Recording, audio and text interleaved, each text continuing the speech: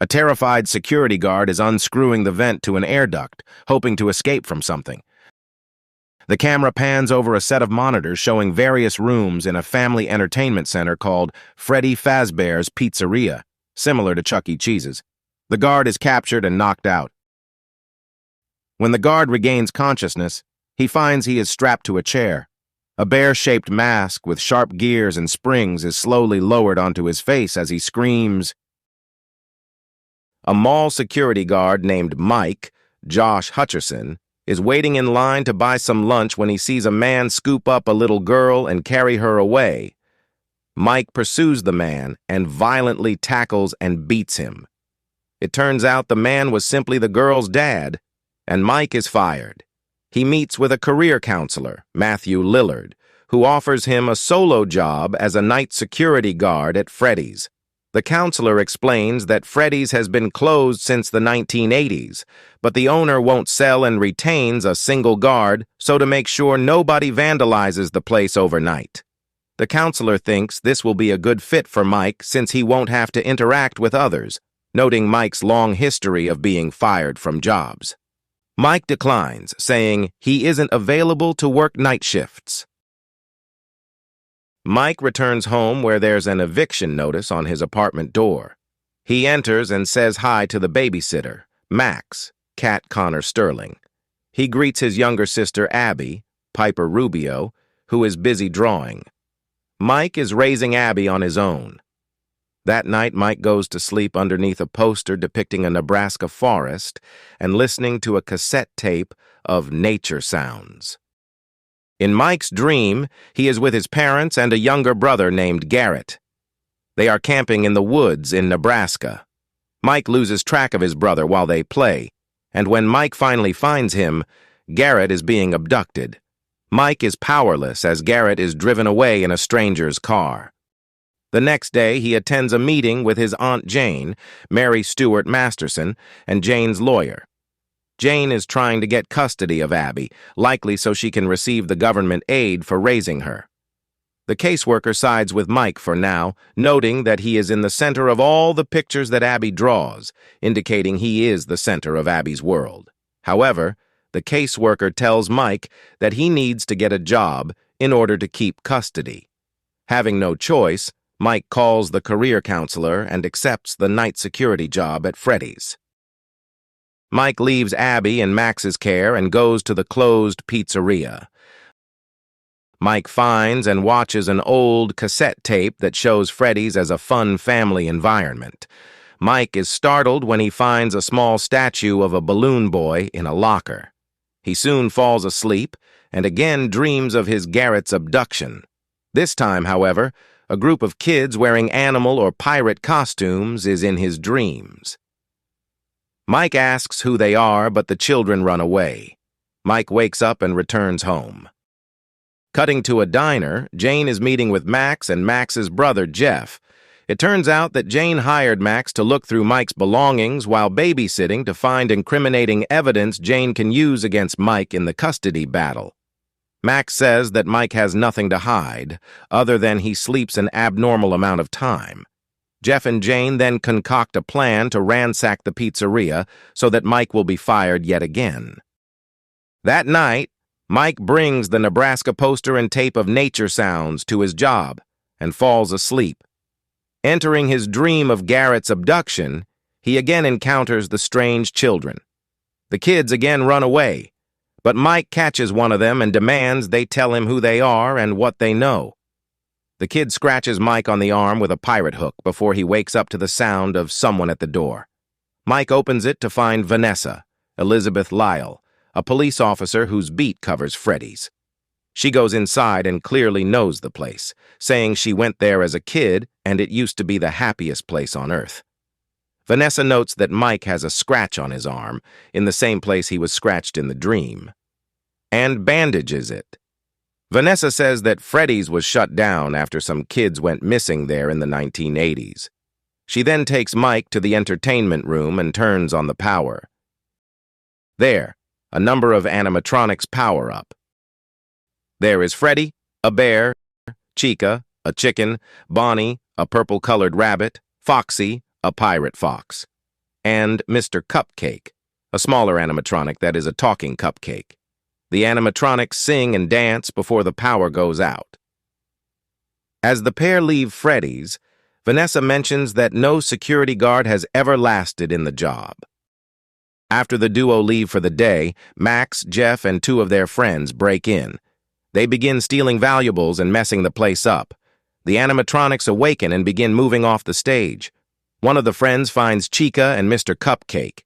Chica throws Mr. Cupcake at him, and it eats his face off. The other friend is stalked and eventually killed by Bonnie when the animatronic smashes his head repeatedly into a door. Mr. Cupcake and Foxy catch Jeff, and he's later seen dead in a room with spare parts. Max sees a child running through the pizzeria. She follows the child into a room where she sees the Freddy animatronic. The child's voice calls out from inside the animatronic, and Max walks over to get a better look. Freddy then comes to life and chomps Max in half. The next day, Vanessa stops by Mike's house and meets Abby. She tells Mike about the break-in and claims he left the doors unlocked. She then hands Mike a bottle of his sleeping pills she found there and asks why he has them. Mike confides that he's still racked with guilt over Garrett's abduction. His parents died soon thereafter, leaving him to take care of Abby. He's been purposefully forcing himself to dream about the abduction in hopes that he'll remember some clue that will lead him to find the abductor. He explains that by falling asleep looking at the Nebraska poster and listening to nature sounds he saw and heard at the time of the incident, he is able to force himself to dream of the abduction. He says his dreams have never been as vivid as when he's been sleeping at the pizzeria. Since Max is not around, having been killed, Mike is forced to bring Abby to Freddy's. After putting Abby to sleep in a small pillow fort, cleaning up the damage caused by the break-in, and getting scared once again by the Balloon Boy statue, Mike goes to sleep. Abby wakes up before him and begins wandering the pizzeria. In Mike's dreams, he asks the kids if they are the ones who were abducted in the 1980s. They confirm that they are. When he asks who abducted them, they point to a drawing of a rabbit they made in the dirt. Mike is then awoken by his sister's screams. He runs to find her surrounded by the animatronics. But they aren't attacking Abby, they are tickling her. The animatronics clearly like Abby, and she gives them hugs and pictures she made. On the way home, Abby says that the animatronics are inhabited by ghosts, and the ghosts are causing the animatronics to move. The next night, Mike and Abby return to find Vanessa already there. It becomes clear that Vanessa knows the animatronics are sentient. The humans and animatronics play games. Mike eventually finds some time to have a private talk with Vanessa. She is angry at Mike for bringing Abby to Freddy's. To show how dangerous the animatronics can be, she takes Mike a back room. There are the animal outer shells and electronic skeletons that are placed inside the shells. The shells are locked to the electronic skeletons using a spring mechanism that clamps onto the skeleton, thus the mask with gears and springs at the beginning. If clamped onto a human, it would almost surely kill them. She then warns Mike to stop looking for Garrett's abductor and never to bring Abby back to Freddy's. Not willing to give up on his job and chance of finding out what happened to Garrett, but also unwilling to endanger Abby, Mike calls Joan and gets her to babysit while he goes to work. In his dream, one of the mysterious children finally agrees to talk to Mike. The child confirms that they are the same children that had been abducted like Garrett, and that they are now the ghosts who possess the animatronics. The child offers to let Mike have happy dreams where Garrett and Mike's parents are still alive. All they want in exchange is to play with Abby forever. Mike initially accepts the deal, but then changes his mind. The kids attack him in the dream, and when Mike awakens, he is knocked out by Foxy. Meanwhile, Freddy shows up at Mike's apartment and knocks out, or possibly kills, Jane. He asks Abby to come with him to the pizzeria to play, and she agrees. The pair get into a taxi, freaking out the taxi driver, cameo by Corey Kenshin Williams. When Mike recovers, He is strapped to a chair with the killer Freddy mask from the beginning of the film being lowered onto him. He manages to escape with the aid of Vanessa, who mysteriously appears. Vanessa explains that a man named William Afton created Freddy's and wore a yellow bunny suit to abduct and kill children, including Garrett. When police began investigating, he hid some of the children's bodies in the animatronic suits. When William found out that the children's ghosts later possessed the animatronics, he corrupted them into thinking he was their father. Mike realizes the danger Abby is in and asks Vanessa to help save her. She tearfully says she can't help, but gives Mike info on a way to sneak into Freddy's. Vanessa also says the animatronics can be incapacitated by electricity and hands him a taser. Mike sneaks into Freddy's and watches as Chica takes Abby to a back room. Mike tases Freddy and Bonnie before following Chica into the back room. There, he sees Chica and Mr. Cupcake trying to load Abby into a marionette-like animatronic. Mike interrupts and tasers the E, while Abby wriggles out of the suit just in time to avoid being impaled by the spring lock mechanism. The siblings embrace, and Mike says he would never give up Abby. As they are going to leave, the yellow bunny arrives. It begins fighting Mike as Foxy chases Abby. Just when it seems that Foxy will capture Abby, it is tased by Vanessa. The officer then confronts the yellow rabbit, calling him Dad. The rabbit removes its mask to reveal himself as the career counselor. He changed his identity from William Afton after Freddy's was closed. Vanessa pleads with her dad to stop what he's doing, but William coolly walks up to his daughter and stabs her.